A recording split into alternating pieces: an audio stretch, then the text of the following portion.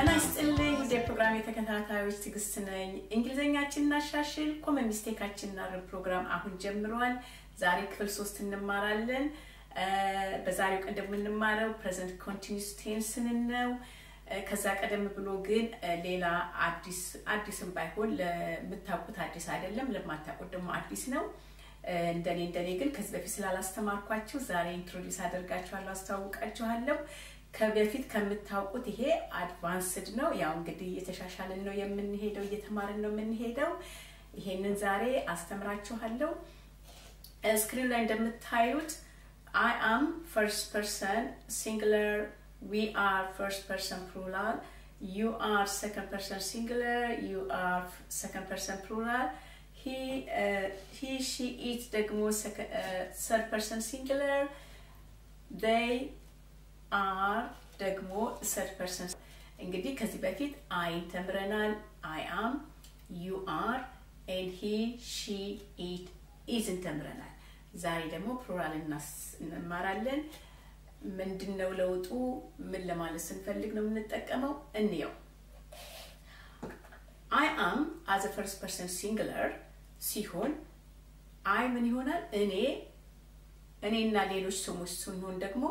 we ይሆናል ማለት ነው I ለአንድ ሰው we ደግሞ እኔና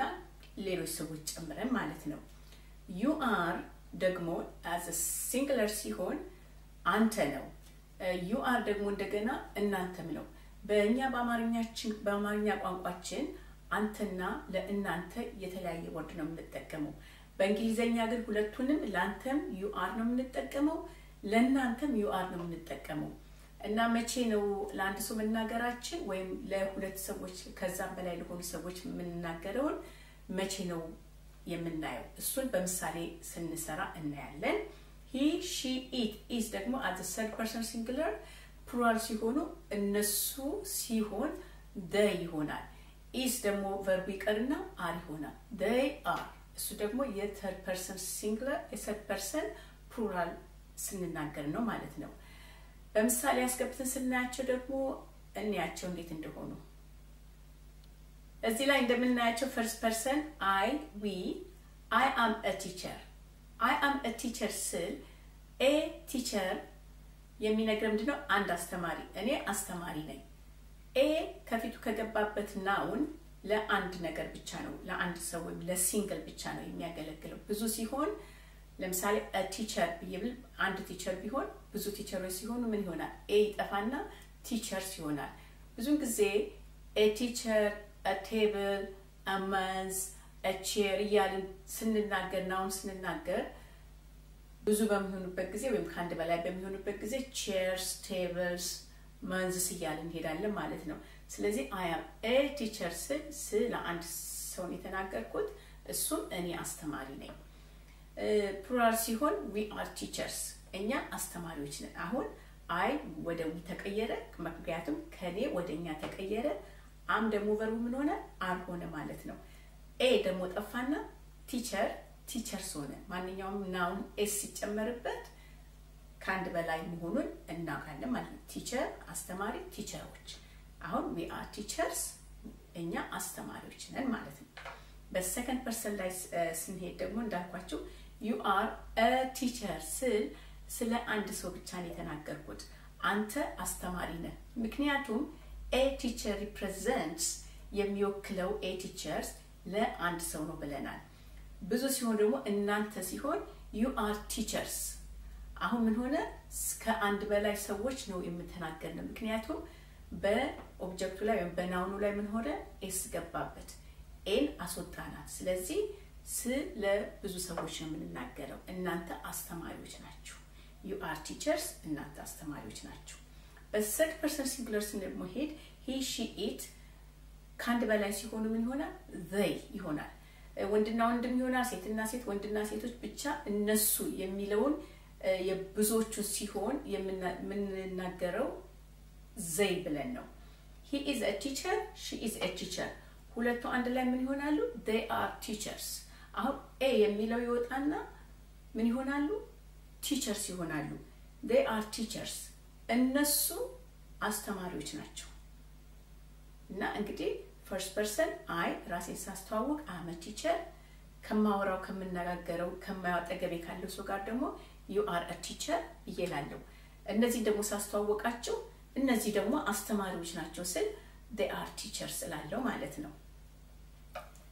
እና በዚህ መልኩ እናያለን አሁን በቀጥታ ወደ ዛሬው ፕሮግራም ወደ present continuous tense አስገባችኋለሁ present continuous ባጭሩ ድርጊቱ ያላለቀ ግን በመፈጸም ላይ ያለ ወይም እየተፈጸመ ወይም ደግሞ ባጭር ጊዜ ተፈጽሞ የሚያልቅ ቀጣይ ነው ማለት ነው ከዚህ በፊት እንደነገርኳችሁ verb to be actionaችን circumstanceaችን feelingአችን locationaችን የመሳሰሉትን የምንገልጽበት ነው እና present continuous tense mostly የምንጠቀመው በverb to be ነው ምክንያቱም present continuous በሂደት ላይ ያለ action ስለሆነ is present continuous is ongoing action ስለሆነ action ስንናገር ምንድነው verb to be ነው ማለት ነው እሱ እዚህ ፎርሙላው እንደሰጠኋችሁ subject plus am የverb to be verb ወይም are is እንደገና plus verb plus ing plus እነሱን ደግሞ እንግዲህ እንዴት እንደሆነ እንያቸው ማለት ነው ከዚህ በፊት ይሄንን ወደ ዋናው ፕሮግራም እና አይነቶች ከመግባቴ በፊት as introduction ወይም አዲስ ነገር ከላስተዋውቃችሁ የፈለኩት ይሄ ሁላችንም ስፔሻሊ አበሾች ከኔም ጀምሮ ስህተት የምንሰራው እና ኮመን ሚስቴካችን ነውና ልብ ብላችሁ እዩት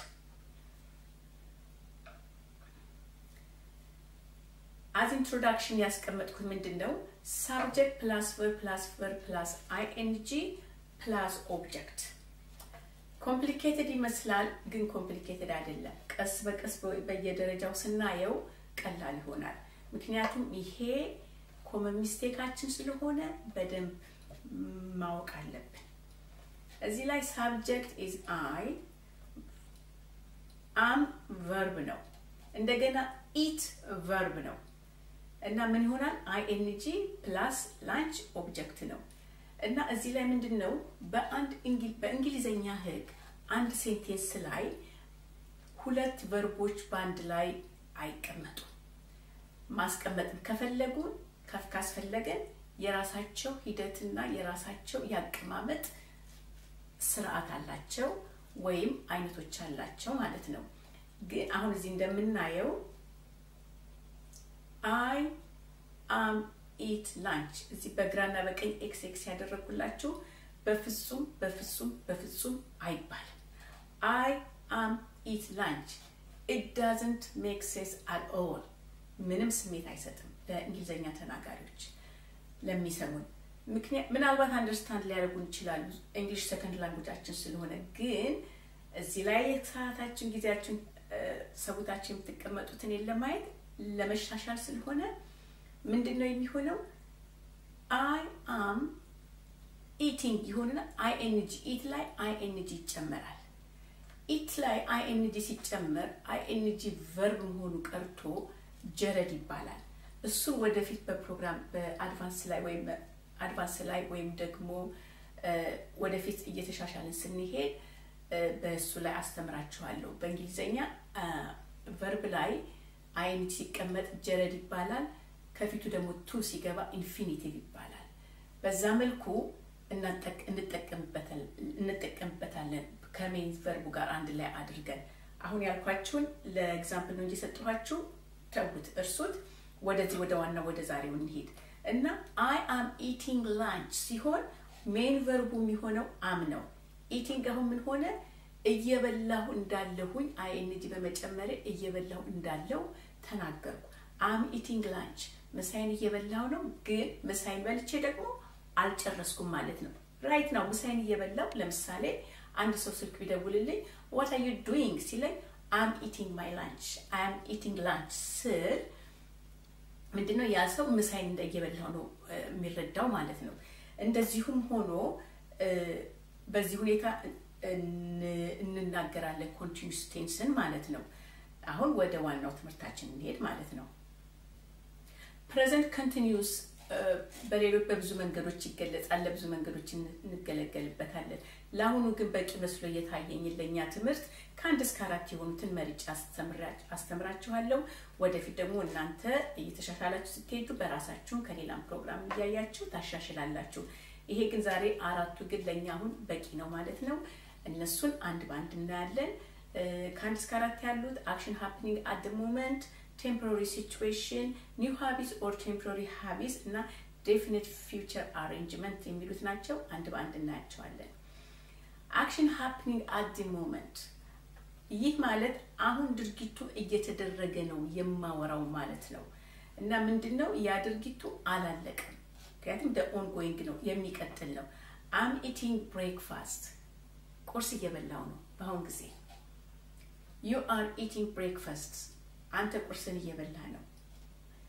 he is eating breakfast እሱ ቁርሱን እየበላ ነው she is eating breakfast ይሄ ለሲንግል ለያንዳንዱ የተጠቀምኩበት ነው ከታች ደግሞ በፕሉራል ሲሆን ደግሞ I am ምን ይሆናል we are eating breakfast እኛ ቁርሳችን እየበላን ነው you are eating breakfast አንተ ቁርስን እየበላ ነው ወይም ደግሞ እናንተ ቁርሳችሁን እየበላችሁ ነው ማለት ነው አሁን እዚህ ላይ breakfast ሳንልም breakfast ያው ቁርስ እየበላን ነው የሚባለው they are eating breakfast እነሱ ደግሞ ቁርስ እየበሉ ነው ማለት ነው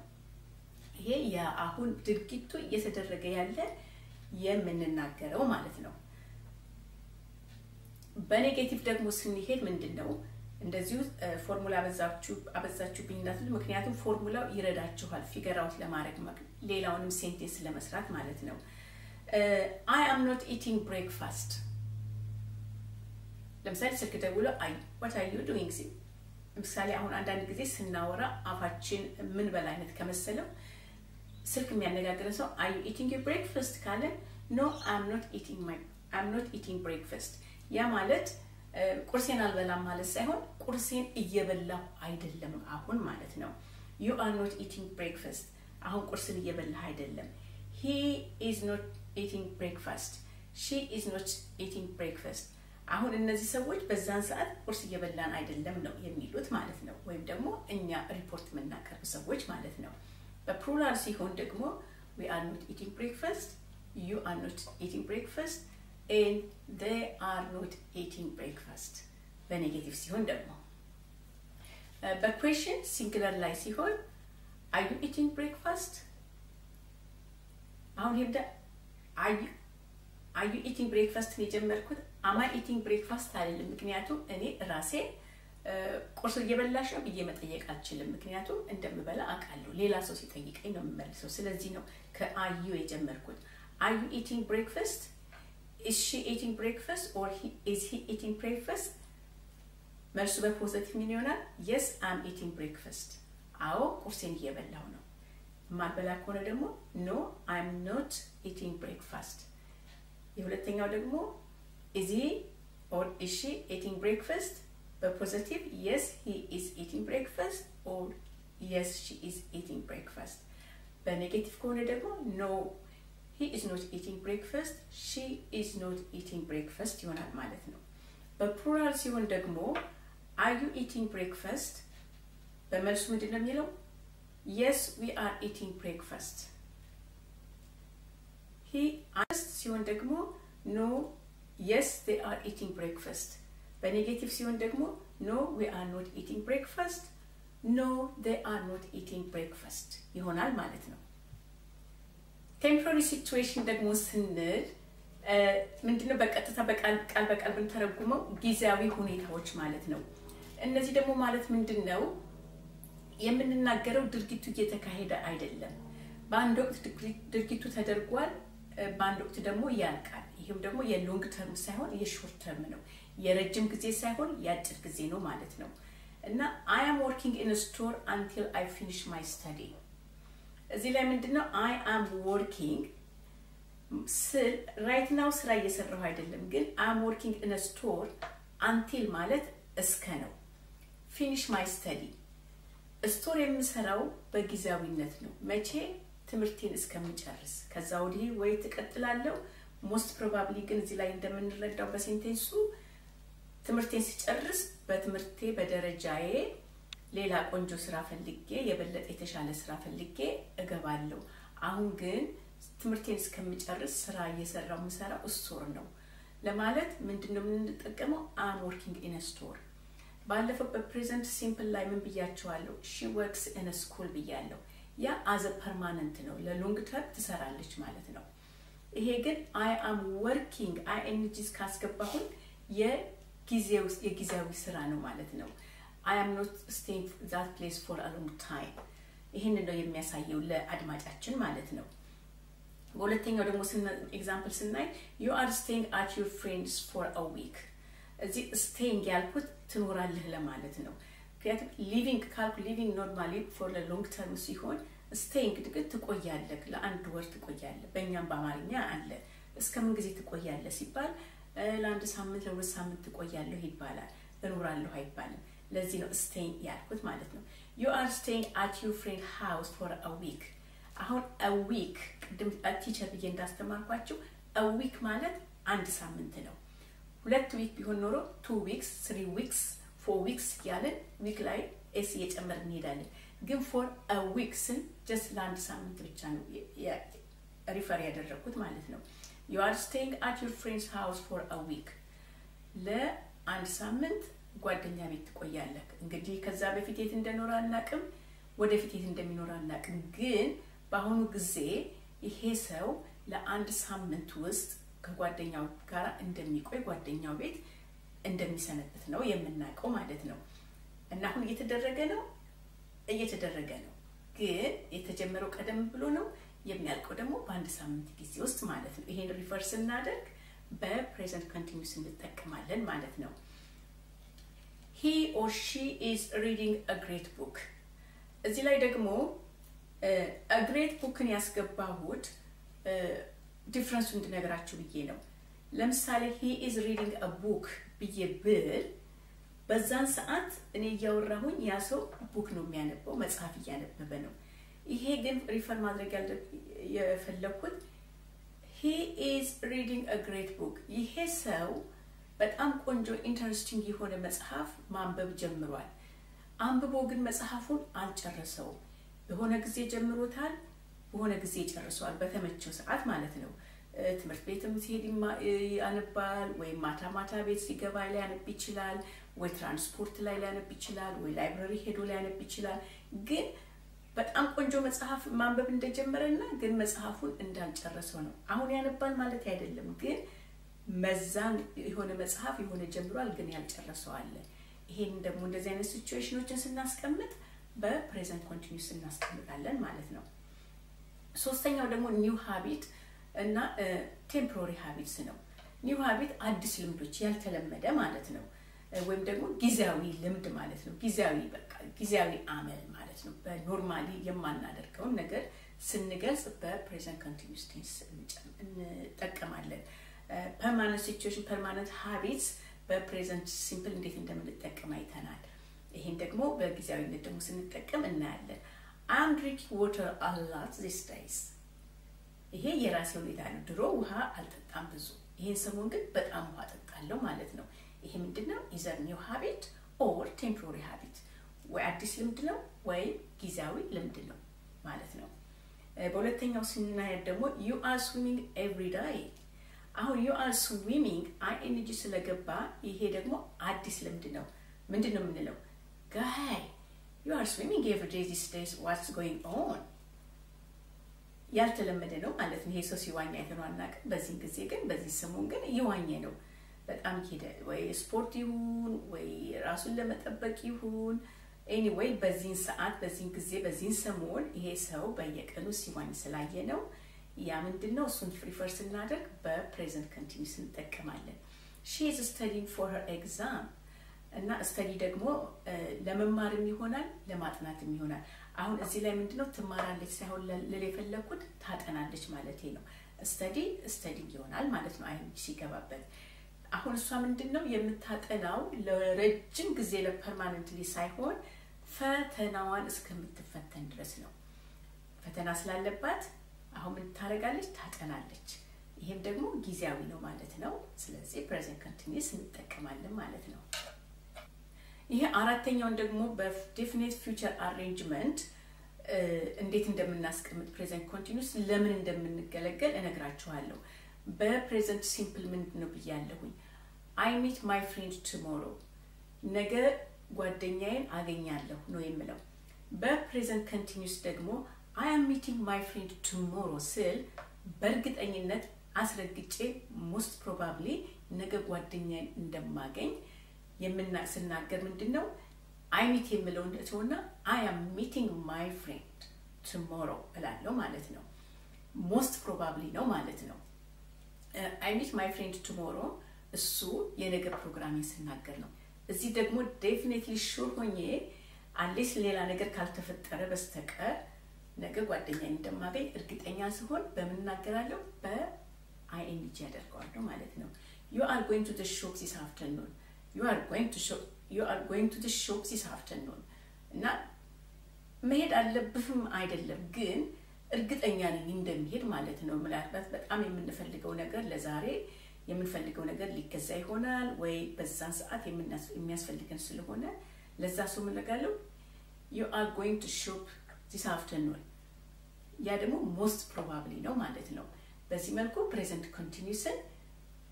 እንጠቀምበታለን ማለት ነው ባንጠቀምበትም ብንጠቀምበት ምንም አይደለም ግን as I said improving our English and correcting our common mistakes ስለሆነ የጀመርነው በተሻለና በጥራት ለመነጋገርና ለመግባባት ነው ለማወቅ ስንፈልግ ሁሉን ያለኝን ሁሉ ያካፈልኳችሁ ማለት ነው